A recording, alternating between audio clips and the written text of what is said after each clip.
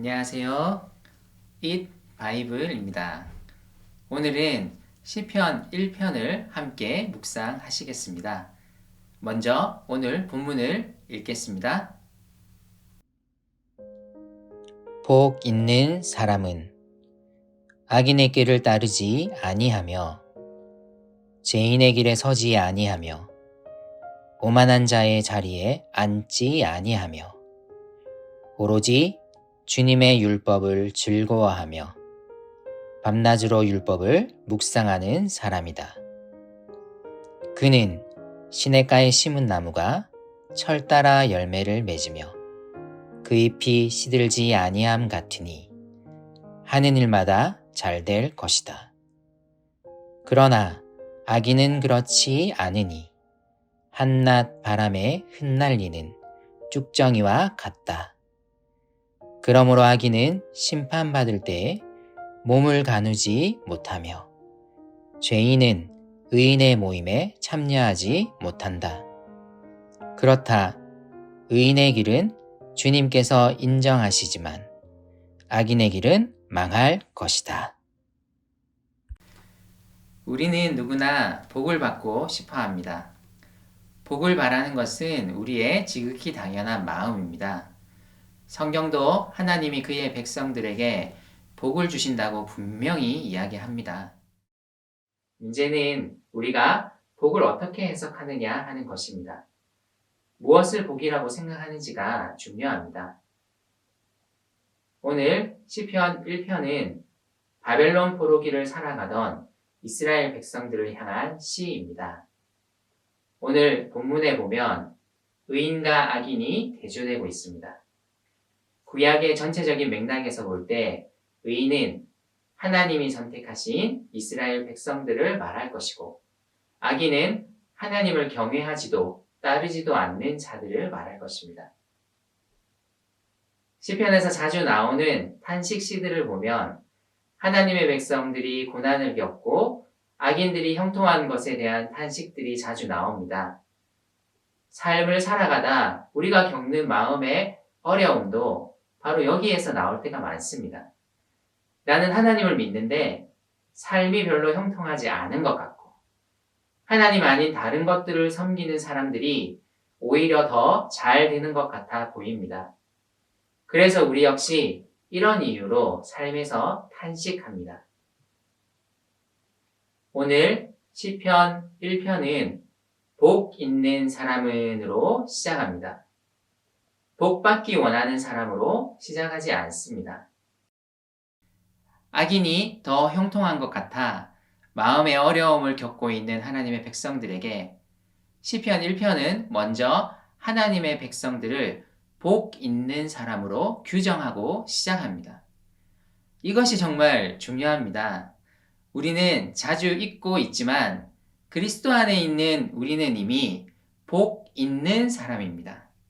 시편 1편은 우리가 이 사실을 다시 한번 상기하길 원하면서 출발합니다. 그렇다면 오늘 시편 1편은 하나님의 백성, 즉 이미 복 있는 사람들을 향한 권고와 격려의 시라고 볼 수 있습니다. 1절은 마음의 어려움을 겪는 하나님의 백성들에게 악인들의 길을 부러워하지 말라고 이야기합니다. 그리고 2절은 하나님의 말씀 안에 머물러 있을 것을 권고합니다. 눈에 보이는 그리고 비교되는 여러 상황들 속에서도 하나님의 말씀을 즐거워하며 하나님의 말씀을 먹기 위해 애쓸 것을 권고하고 있습니다. 이런 자들은 시냇가에 옮겨 심겨진 나무와 같습니다.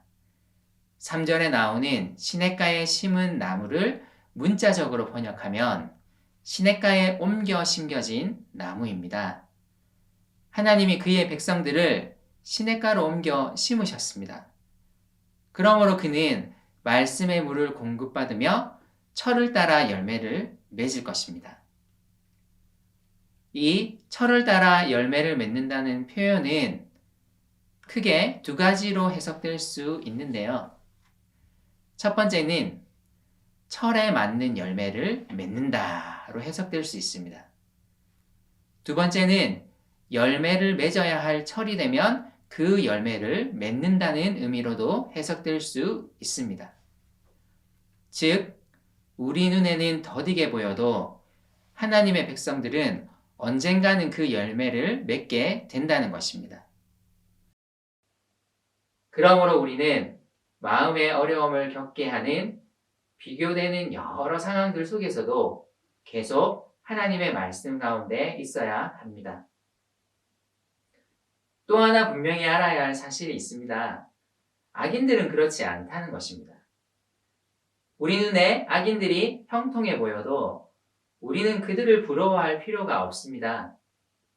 그들은 시냇가에 든든히 옮겨 심겨진 나무가 아니라 바람이 불면 언제든지 흩날려간 쭉정이와 같기 때문입니다.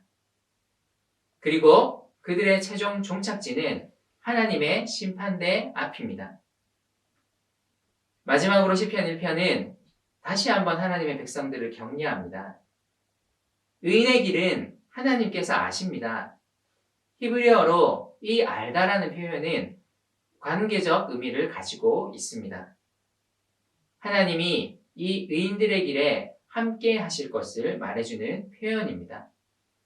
하지만 악인들의 길은 마침내 망할 것입니다. 우리는 현재만 바라볼 것이 아니라 성경에 약속된 결말도 함께 바라보아야 합니다. 오늘 말씀이 여러분에게 어떻게 다가왔나요? 오늘 하루도 여러 이유로 탄식하고 살아갈 우리를 향해 말씀이 무엇이라고 이야기하나요? 여러 어려움 속에서도 하나님의 말씀 안에서 머무는 우리의 삶이 되었으면 좋겠습니다.